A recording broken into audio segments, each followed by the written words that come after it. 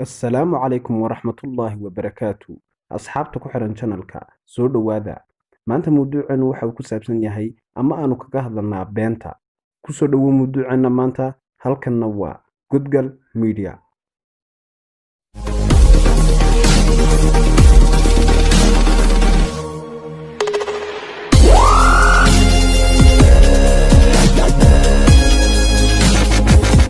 Dhibaatooyinka ay leedahay beentu ayaa waxaa ka mid ah in waxba lagugu aamini waayo, ilaan qof beenaala ah cidna waxba kuma aaminayso.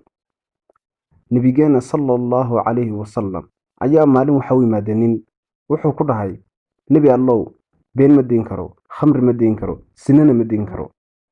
Nabigeenu sallallahu calayhi wasallam wuxuu ku dhahay, beenta oo keliyaata iska daa. Ninkii hayuu dhahay, beentii markuu iska daayey ayaa mar allaala markuu dhaho khamri cab, nabigeena sallallahu calayhi wasallam ayaa ku soo dhacay. Wuxuu ku dhihi doonaa buu isdhihi jiray, hadduu nebigu ku dhahay khamri ma cabtay, waxaad dhihi doontaa may waana been. Midda labaad, markastoo uu isdhaho sinayso, wuxuu soo xasuusan jiray nabigeena. Nebigu hadduu ku dhaho ma sinaysatay, waxaad dhihi doontaa may, taana waa been. Ninkii halkii ayuu iskaga daayay beenta, wuuna soo hadaysmay. Baadhitaan diiniyan ah oo la sameeyey ayaa waxaa lagu ogaaday beentu inay ka xun tahay balwadaha maandooriyaha ah sida jaadka, sigaarka iyo welibana khamrida. Haa, waa run, rumayso, beentu way ka xun tahay maandooriyaashoo dhan.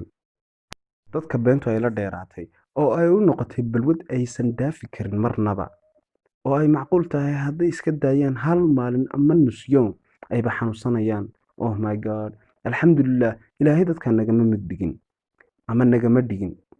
Daawade, haddaba haddaad ka mid tahay dadka caadaysta beenta, waxaan kuu hayaa 5 nasteexo ama 5 qodob. Daawade, haddaba waxaan kuu hubaa haddaad 5 qodob ku dhaqaaqid in ay maanta kugu dambeynayso ama caawadan aad fiidiyogan daawanaysid been. Lambar 1, ballan aadan hubin ha qaadin. Tusaale, qof baad u ballan qaaday lacag, waxaad u qabatay muddo, waxaad ku tiri hebelow, bishan marka dhammaato ayaan ku siinayaa lacag cadadkeedu leegyahay intaas.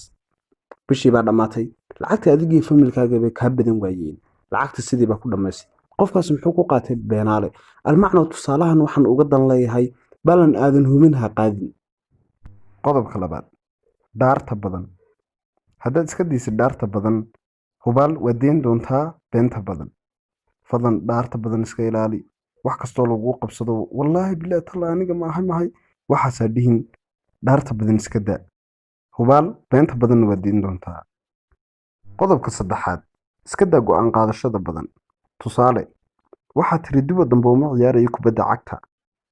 2 cisho kadib, wiil aad saaxiibatiin oo kugu qaaliya ku yimaaday, wuxuuna ku dhahay, saaxiibkale kubadda maanta ila soo ciyaar. Waadna soo ciyaartay. Naftaadii ayaad ballan ka qaaday, waadna uga baxday. Naftaadii baa been u sheegtay. Marka beentu way kula sii macaanaanaysaa, xadna kuma yeelanayso. Marka go'aan qaadashada badan iska daa. Qodobka afraad, muramaha. Qofku hadduu mar muranka yaqaano, beentana waa yaqaanaa. Daawade, mar haddaad muranka taqaanid, beentana waa taqaanaa. Fadlan muranka jooji si aad beenta iskaga joojisid. Qodobka 5aad, ha samayn xidhiidh been ah. Ha samayn xidhiidh aan miro dhal lahayn. Ha bilaabin jacayl aadan gaarin dhammaadkiisa. Daawade, haddaba ma ku qanciyo muuqaalkan aadka u quruxda badan? Fadlan hadduu ku qanciyo like saar si ay dhiirigelin ugu noqoto. Kuna soo bir familkayga adigoo taabanaya subscribe. Waad mahadsan tahay.